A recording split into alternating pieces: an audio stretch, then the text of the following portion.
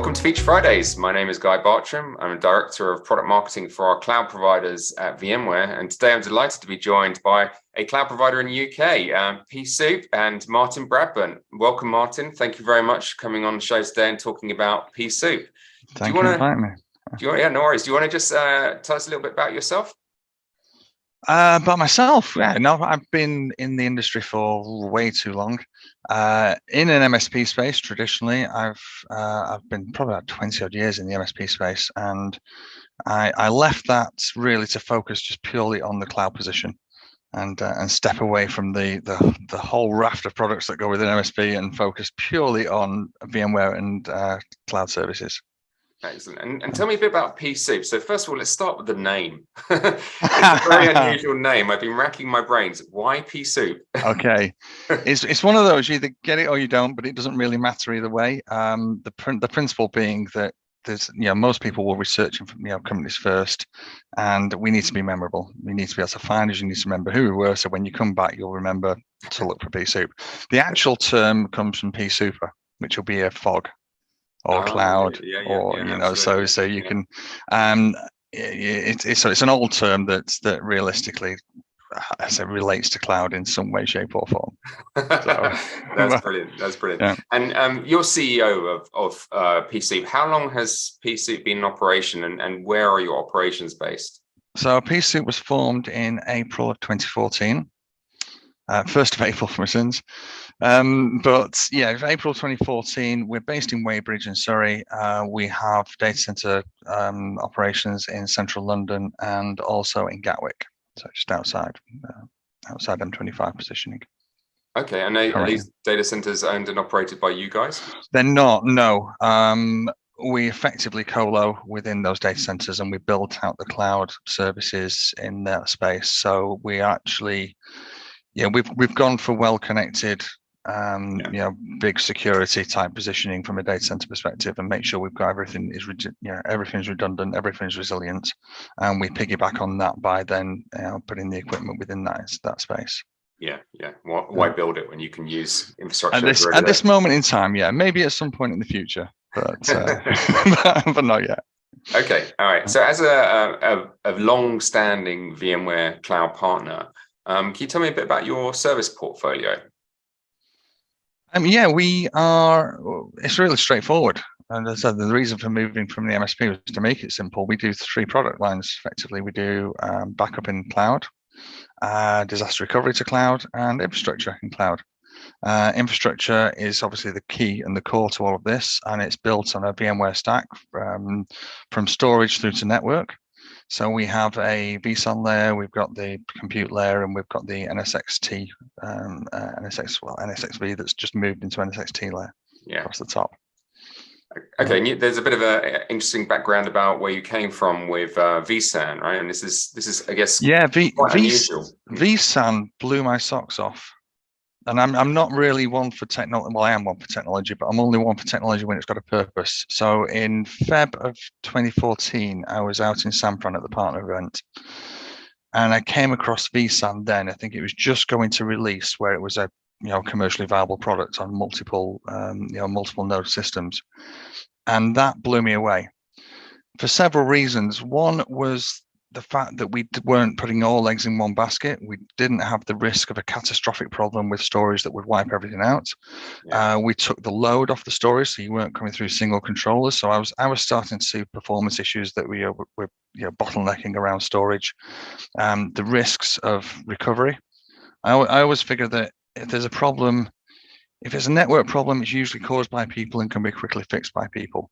If there's a storage problem, you're screwed. There's not a lot you can do apart from wait, because the bigger it gets, the harder it gets to repair and the longer it takes.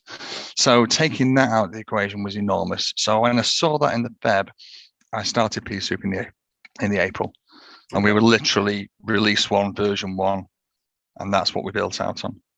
Well, that's fantastic. So you've got the full SDDC stack, and that's an interesting story. Lots of providers don't choose to go with vSAN. Lots of them have existing agreements and commitments with very large capex investments with storage ready. Yeah, that was part of the parts of the position. So to start the business, obviously, start a cloud business needs quite a lot of capital expenditure. It's much smaller when you're working on an N+1 server model. So the whole sawtooth position of you reach a limit of your storage, you have to buy more storage. It's a big investment, and you've got to breach that barrier before to a certain percentage before you're making any money from it. Once we'd breached the first several nodes that we had to build out the 2 clusters, the management and the resource clusters, then you're on a very small sawtooth growth. And I was looking around at the time. There's a lot of UK providers usually came out of ISPs or came out of MSPs. And people delved in on a traditional 3-tier storage, 3-tier model of storage compute network. Yeah. A lot of investment went in, and if you don't sell quick enough and make enough from it, you don't see the return on that at all before actually it's reached end of life and you've got to reinvest again. So we were seeing people falling off that cliff, and that's the one thing I wanted to avoid.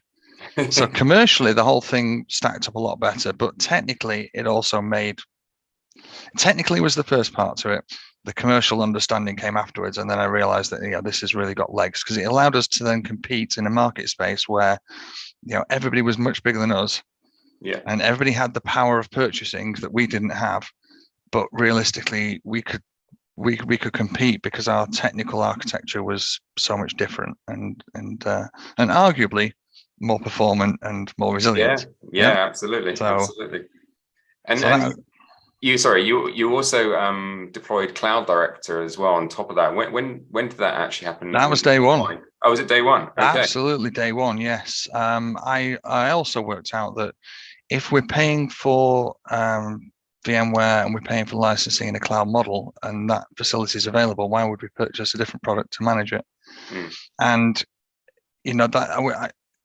and just adding that on, adding the security on, adding all of that wraparound from vCloud Director, then just gives you that peace of mind that you're not going to have any problems with customers, clashing with each other. You're not going to have any complexity at the network layer, having to segment things out. A lot of that is taken care of. So it was a massive tick in the box. So vCloud Director right from day one that we work with. And do you offer private instances of the SDDC stack and kind of public instances with Cloud Director? We do in 2 ways, yes. So we offer private instances that come through vCloud Director, so the networking is controlled still through vCloud Director, and the customer has that level of control. We also have, specifically in a financial services customer, we've had to do this purely as a private position, and therefore, I'd rather it was the way before. I'd rather still run it through vCloud Director. In that instance, we didn't, but I don't fancy doing, I want to keep the same model moving forward. So I want to make sure that it is actually vCloud Director, regardless of whether the hardware is private to them or not behind the scenes. Let's dive into that, because I think that's quite interesting, for other providers and potentially customers watching. If you've got kind of Cloud Director as that overarching layer for users to come into and access either their segregated compute instance, which Cloud Director can manage into, or manage an instance of a VM or an org network in a shared Cloud Director infrastructure. From an operational perspective, we see many cloud providers just doing private cloud, tons of private cloud. Obviously, that requires a hefty tax on automation and operations. By bringing in Cloud Director, how much would you say that is kind of removed from the equation? Obviously, this is your preference to do it this way because of that. We had an opportunity, and it was a financial services customer, so it was a really big ticket for us, and that's why we went completely private. But the challenge of keeping it completely private, not keeping it, but building it completely private, and having to manually manipulate security in the network, and it's an overhead in terms of support and maintenance. It's an overhead in terms of the customer and having to keep that environment operational in many different ways. I would much rather see them log in the same manner as everybody else, use the same positioning. We were very early in NSXT when we did this. A lot of the feature set wasn't necessarily there or easy to get to or easy to understand. It was much simpler coming through vCloud the interface, the whole proposition from that was a much simpler environment to work within. Yeah. So that would absolutely be the preference moving forward. Yeah. So I mean, we don't want to be sat there creating networks for people and maintaining networks for people. They can, when the system can automate that and do it themselves. They want to make themselves a new network. Brilliant. Go ahead and do it. You can do whatever you like. It shouldn't need our interaction. So as a cloud provider, the whole thing is we're there to help people, we're there to support people, but we're not there to manage their environment for them or their service for them. We work with MSPs that do that. We work with MSPs that deal with customers. We provide and we focus on providing infrastructure and doing that part well. And that's what I want to make sure that's where our demarcation line is drawn, really. We manage, maintain, and deliver infrastructure. Yeah, okay, fair enough. Infrastructure as a service, yeah. So how about your average customer looking for an infrastructure provider? Can you give me some examples of kind of use cases where customers are looking? Maybe it's a re-platform use case, maybe it's the closing their data center use case. What are the sort of typical things that you see with customer challenges and how PeaSoup solves those challenges for them? We have had people come to us from a few different levels, from a VS virtual private position previously, where they've had challenges of performance, where they've had challenges of reliability. We've had customers that have come to us. It's actually cost them a bit more than it would have done under a VPS provider, but they know that they're going to get something that's rock solid, that's got all of the bells and whistles, and they've got the control over. So generally, that's a customer that's got a really key application to their business that has to be available 24/7. Then we look at the software providers. So software providers that then provide their software out to other customers will then use us. Our reliability then is part of their credibility. If we're not delivering the performance and the reliability, I mean, that's realistically all we care about. That's the most important thing for us. But for them, they're relying on somebody else for that. So that's a much bigger risk for them. So that's why they would come to us there. Then we've got the customers where you would look at them typically now and say, oh, we'll discuss an MSP and it goes straight into Azure. And it doesn't need to go straight into Azure. So we have a lot of MSPs that work with us that will bring that customer where you've got you've maybe got a Citrix server, a file server, a finance server, or whatever the standard makeup is of that size of business, and they can continue to manage it, operate the support elements of that, look after all of the servers. It just so happens the backend infrastructure is sat with us rather than sat in a colo location or sat in Azure location. But we play nicely there because we're not there to be the ones that patch servers or update servers, or we're just the ones to make it, hold it all together. What they'd like though is we're not taking anything from them and they're not beholden to us. So I said, if they want to make a firewall change, if they want to add a load balancer, if they want to do any of those NSX functions, they can make that change. They can put their own change control process in place without having to log a ticket with us because they want to make a change somewhere or to do something and beholden to us. At 2 o'clock in the morning, they have to make something happen. They can make something happen.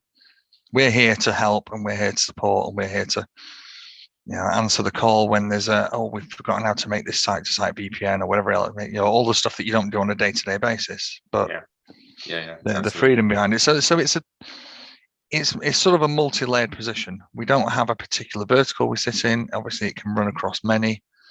We have customers that a lot of the time I don't know exactly what they use us for. We obviously have some tight T's and C's about making sure the data's legal. But in a lot of cases, we don't manage their end environment, so we don't have a full handle, but we do. We deliver the performance and the reliability, and that's why people would use us.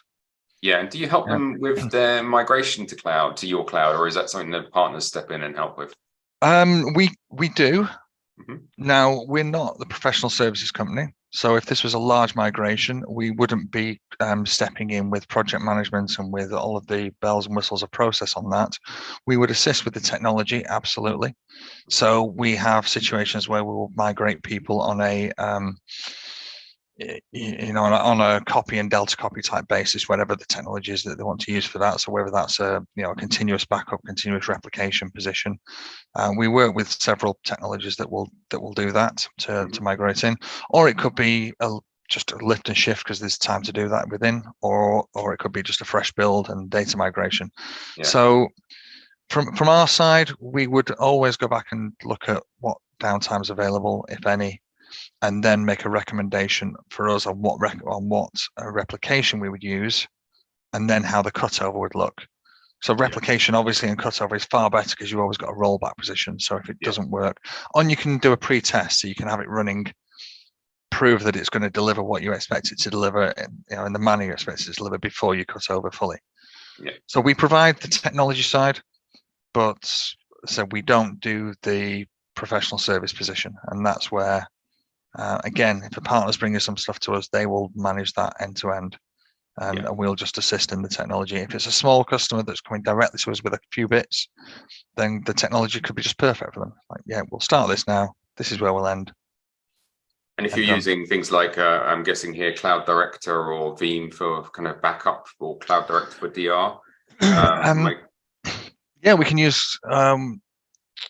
So we've got a plethora of bits. Depends on what's out there. Depends on we can use Veeam if it's like for like. We can't use it if it's not, unless we're using it just as backup. So we use Veeam as a backup product anyway because it ties into vCloud Director. So every customer that has a cloud service with us will have a login to be able to control and run their own backups. We found early on that cloud providers were struggling to back up. It's not that we can't back up the data. We can always take the data. We just can't recover it. We can only recover that exact lump of data back to where it came from, because to us, it's just an encrypted lump of data. Yeah. When customers are saying, but we need to recover a file, like, you need to be in control of the backup then. Yeah. So that's why we brought Veeam into the equation. So we can use Veeam for backup and recovery. We can use it for replication in the right circumstance, or we can move and use Zerto for replication, or we can use other replication technologies that will allow us to. It's horses for courses. There's a different use case, different purposes. Yeah. Okay, so let's switch scope a little bit. So you've been, like you said before, right? VMware partners, VMware Cloud since 2014. Yes. You're also cloud verified and zero carbon committed. These are two validation levels, if you like, for our cloud partners to be recognized against what they're doing and how they're doing it. Yeah. When do you know when you got your cloud verified status? Let's talk about that. And how did it affect the business you're doing in terms of customers recognizing the label and seeking out potential partners with cloud verified? If I'm honest, if I'm allowed to be honest, the cloud verified was a tick box on top of what we were already doing. So bearing in mind, we'd already built this out with a full VMware stack from the very first position. We had started out on vSAN version 1 as it was before it even got renamed to align it to to the ESX levels. So that position was an easy box to tick, and we didn't necessarily tick it initially because I think originally with Cloud Verified there was a process that it should have been installed through, and there was an automated process that obviously we hadn't used because we'd already had that in place. So that was a tick box afterwards, but the carbon one is massively important and is important to us. So we took the approach that as we had a N+1 server model, and we were running it in air, and we were using lots of air conditioning and lots of power in the data center, we came across liquid immersion technology. Now, we did this about 5 years ago, in fairness, and it's taken a long time for us to trust enough to get to market to deliver on it, but we have done, and we've been running now for the last 18 months to 2 years live and successful in that space. Okay. So for a long time, we were looking at the market, we were looking at the technology in the market, we were watching people and what they were doing, and it seemed really straightforward for us because we can immerse servers. So if server immersion isn't that complicated, a few bells and whistles and tweaks to make changes to the server to make it immersible, but because that server is our entire cloud, because it's got the storage, it's got the network, it's got all of the facility with it, we only had to immerse these switches and everything becomes an immersed service.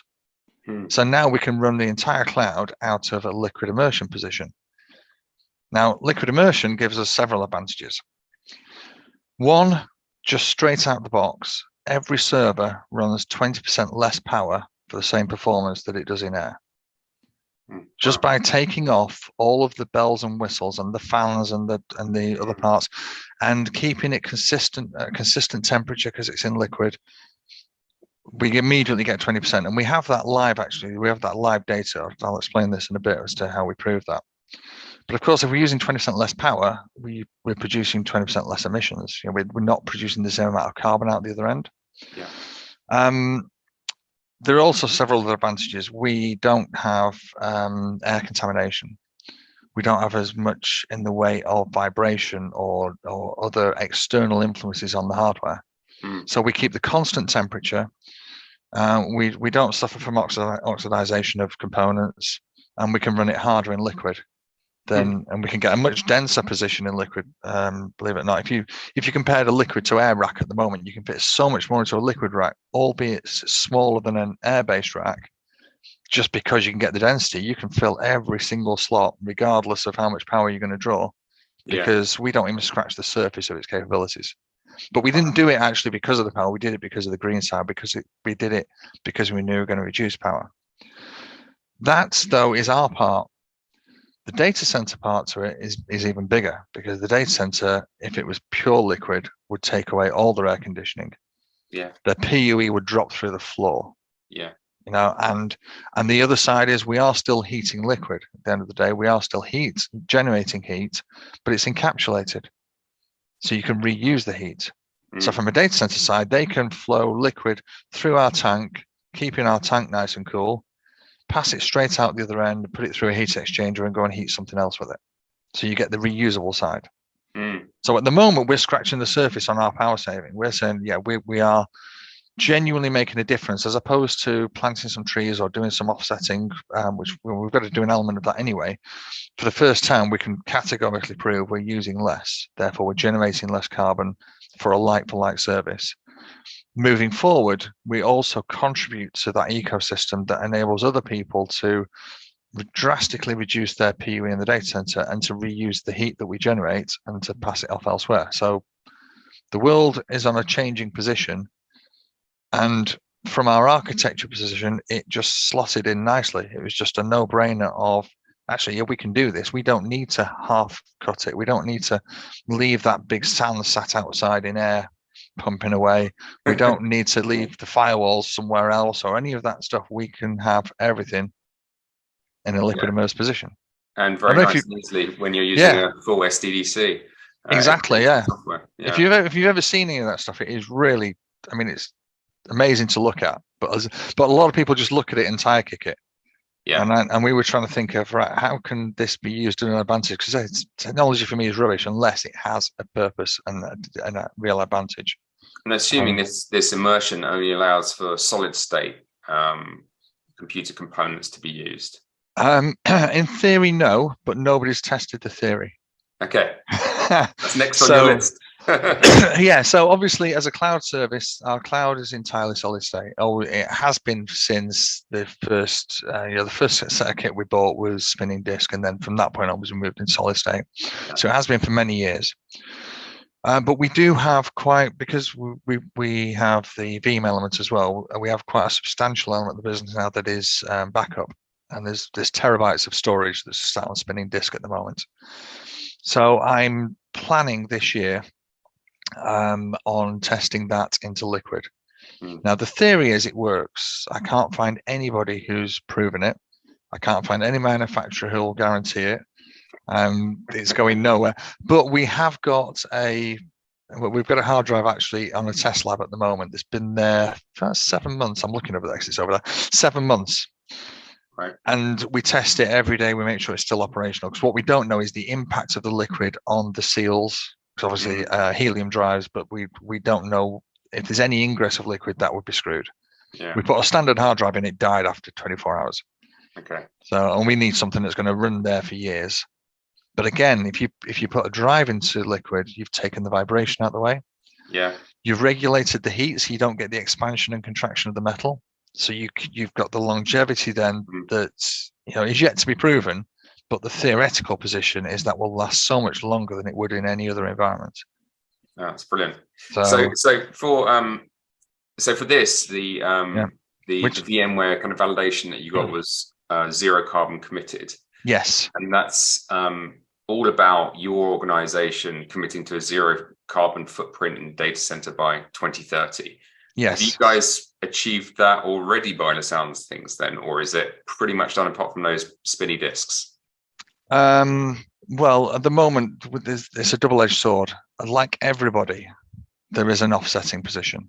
Yeah. I've spoke to so many people in this space, and even the ex-eco warriors that got a mortgage and now become eco professionals, they've said to me, you can't go and plant trees because the time it takes the tree to mature and the time you're not actually providing any benefits at this stage. You need to look for projects, and you need to effectively offset against projects that are making a difference. So we have had an element of that, because if you look at the business as a whole, obviously, we've still got office space, we've still got boxes shifting left, right, and center, and goods deliveries, and we've got our scope 3 is a much wider scale. But where we could make a direct impact, we have, and we want to improve that by taking what's left in air and bringing that into liquid. Yeah. We're working with a few data center builders as well, because they are designing liquid only data centers. So the more we can move into that space, the better. Once we reach that level, we know actually, what we're generating, we're reusing. Then you're in such a good position. Yeah. Right now, the infrastructure isn't available around us. It's almost like we're ready for it. We can do it. Where's everybody else? Yeah. The last part, though, in fairness, you're right, being the large disk, so large data. And once we tick that box and prove that concept and start delivering that live, then there is nothing that will stop us effectively just taking everything we've got, moving it into purpose-built liquid data centers. And then, PUEs are down at 100 whatever. They are ridiculously low. That's fantastic. It's amazing, but the reuse as well.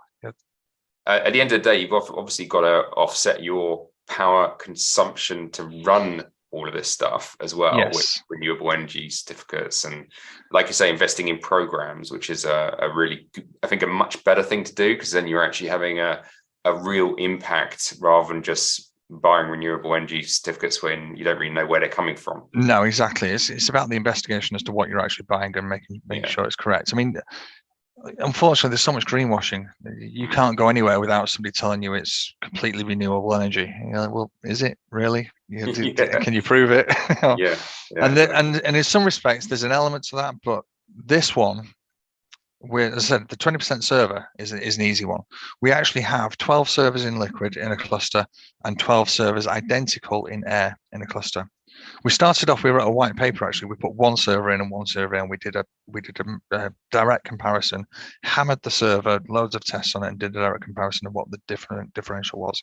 We then moved that into this 12 node cluster that we have now, and we post that information directly on our website, so we can show live the power draw at that point in time, and also the load on that cluster at that point in time, so that we can then get a direct comparison of what draw we have per unit of load effectively, so that we can show that that's a real number that's coming out. Yeah. And then obviously from that you can work out what the carbon saving of that would be, because that's such a the power draw is lower.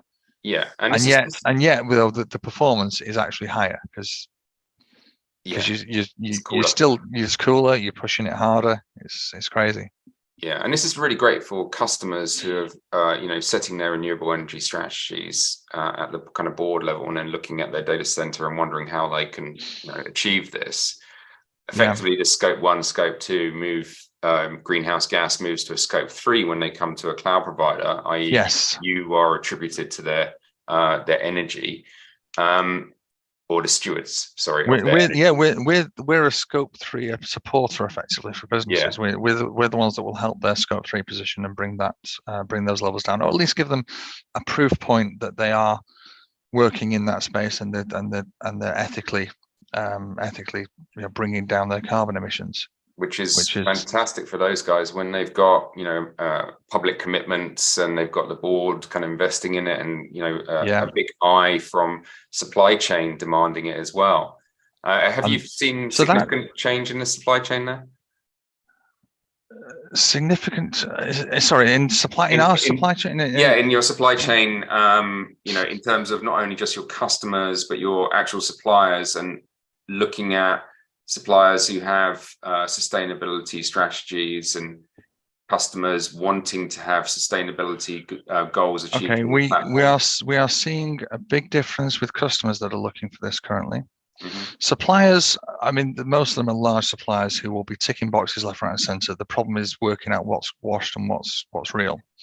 But put that aside for a second. Yes, we do see it with customers, and that's why the VMware position of, you know, ultimately it's still a VMware cloud, and it has the reliability and the strength of it being a VMware cloud with all of the you know, all of the security and everything that has to sit around that. This is the extra percent on top is the carbon position. We are seeing a requirement from customers for that. We are seeing people a lot more aware of that than they've ever been. Suppliers, we're focused now on suppliers that are really moving in our space. So we're focused on suppliers that are embracing Liquid, for example. We're focused on, instead of us manipulating hardware to make it fit within Liquid, we're focused on suppliers that are doing that work for us, that have been able to turn around and say, oh, and we validated it and it will work in this and it will deliver. So rather than try and cut through what they've claimed to be green or not claimed to be green, we're just working on what can they actually deliver for us that will make it green. And it's surprising, you know, some people have embraced it right from early days when we first announced that we'd done it. You know, we didn't have a barrage of customers knocking down the door, but we had a barrage of suppliers wanting to know what we were doing and how we were doing it. And I'm not talking UK suppliers here. We were talking big worldwide suppliers who wanted to know what was going on, and you can see a lot of investment going in from their side at the moment. So it's a wave that's riding through the industry at the moment. I see what you guys are doing as kind of real innovation in the data center space, because it's all very well talking about getting renewable energy and running your data center on renewable energy, but if you could bring down the consumption in the data center, and especially in places in the EU where, you know, there isn't much renewable energy around, you know. Well, look at the data draw from Slough and that corridor at the moment. And the fact that this house, you can't build houses because there isn't the power. The grid's at capacity. It's a crazy position. And from a data center perspective, so okay, we're a small cog in this world, but with what we deliver, if everybody was delivering it in that manner, and your data center became a non-air conditioned data center at all, and your PUE has dropped through the floor. If your PUE is at 1.5 now, and you've just saved, and you've gone to like 1003 or whatever, 4, whatever they're predicting it will be, the amount of power saving from the data center is just enormous comparatively. And that then starts adding back into the grid. That starts making things a lot more sense. Whether it's, you know, defining that it's renewable and it's come from a renewable source is always going to be a massive challenge, because everybody's going to look at it and go, yeah, but the sun doesn't always shine and the wind doesn't always blow. And where is it really coming from? And then you've got, and that's why I said there's so much you can nitpick holes in that. But if you can actually say, yeah, but we have genuinely just taken, for a data center, 45% of the power has been reduced. That's real world, and that's where the numbers actually stack up, and that's where you can prove it. You know, saying that it's renewable for X amount % of the time because it was a windy day. You know, we don't have big enough batteries to store enough power at the moment, and then arguably the effort and the carbon that it would take to build those batteries. Where do we go there? The cobalt mining and all the things that are hidden behind the battery production. By the time it gets to you, it's nice and shiny. You don't realize exactly. What it's gone through. But for renewable energy to work properly, we have to have storage. There has to be power storage in a sensible manner, and we just don't have it. It seems crazy that, I mean, I'm going off topic slightly. It seems crazy that we put solar panels on the roofs of houses, And it's sort of mandated that they have to have certain things in place, and that we're changing the way boilers work, and they have mandated that. But we're not actually mandating you put a battery in every house. Mm. And what a difference that would make to the grid. Yeah. I mean, probably the cost of them. That's the challenge. Yeah. Okay. By the way, this is more expensive than all the solar panels on your roof, which will only last you 15 years. Oh. Yeah, no, true. But you know what I mean? We're always going to be in that debatable position of how green is actually, when people say it's completely renewable energy. How much is that, in real terms? But if you can genuinely say, but we've reduced the usage. I mean, all right, we're going to reduce. I can't think of the term. There's a term, isn't there, where obviously you make the reduction and people are going to use more, but then arguably everybody's going to use more anyway. We're not going to slow down with the amount of data we're storing. We're not going to slow down the amount of apps that we use on our phones that demand cloud services that continues to infiltrate the society and drive more data. Yeah, that's not going to slow down regardless. But if we can do that more efficiently, then I'm very, very pleased and inspired to see that PeaSoup is out there on the pioneering front with liquid cooling in the data center, and as you say, offering it as a service and maintaining that cloud service level to a suitable level that it's performant, it's secure, it's everything it needs to be. It's running in liquid. Well, that's it. Well, this is right. It stems from that VMware stack of being the storage, the compute, the network, all software defined. Therefore, all running on single pieces of hardware that can be completely immersed. If we didn't have that, we'd be in a halfway house, and we would be forever. We'd still be sat with big lumps of storage in data centers. Even if I could get storage when we prove it and we get the spinning disk into liquid, you've still got the challenge of real estate in liquid then, because all your disks have got to be accessible. They're all hot swap, aren't they? You've got to actually get to them on the top. So there's a different architecture needed there, which I'm not going to tell you about, but that's what we're working on. But horizontal data centers are exactly. But it did stem from that whole VSAN model originally, which was the catalyst, I guess, for this to all happen. So well, Martin, it's been thank you very much. It's been fascinating to talk to you. PeaSoup is and always has been a great VMware partner, so I thank you for our joint partnership. And I hope all the best for your future in getting those spinny disks working in liquid and offering that out as a service, and really pioneering and innovating in that way. If customers want to find out more about you and PeaSoup, Martin, where's the best place to go? It's got to be the website. It's got to be peasoup.cloud. Okay. If you head over to peasoup.cloud, you're going to find pretty much everything we do, every which way we do it. We try and keep on top of social as much as possible. You can follow us on LinkedIn. We post a couple of times a week at least with some information. And we try and get as much information out. As something new comes around, we try and get that out there, because, as I said, we've got an enviable position that people come to us now to ask us what we're doing and then tell us what they're doing next. So we sort of know where things are in advance, which is great. So most of it is on there, definitely website first. And also on the website, you're gonna have to look for it, because I can't remember the URL for it, but you will find the live power position as well. Okay. So if anybody's sat there going, but it's not true, but I wouldn't say it if it wasn't. We have a white paper on the initial test we did with all the test results, and we've got the live power consumption position that anybody can then look at. I'm definitely going to check that out, because that's something I haven't seen, and it's going to be interesting to look at. Over here. So for all customers out there who are looking to make a sustainability strategy, or are actively looking at how to improve their sustainability and looking at their data center infrastructure, please get in contact with PeaSoup. I think you guys got an excellent solution for customers wanting to move to cloud, be in control of their own destiny when they're in cloud, and also critically achieve that sustainability goal when they move to a level 3 greenhouse gas stewardship under PeaSoup's control. Absolutely. Thank you very much, Martin. Take care. Cheers. Thank you. Bye.